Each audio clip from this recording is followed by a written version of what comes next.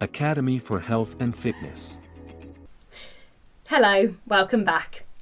With routines or activities having been highlighted for attention, you will need to sort and identify what the overall priorities and objectives are. This lesson explores the process and different methods of prioritisation and how to start to effectively manage your time.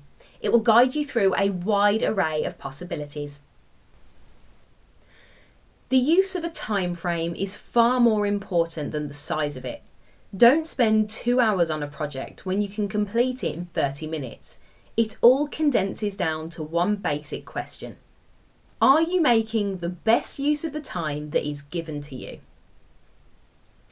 Leading experts in the fields of executive commerce are generally of the opinion that senior managers excel in their relative sectors because they hold outstanding time management abilities, which lets them enhance their productivity and effectiveness.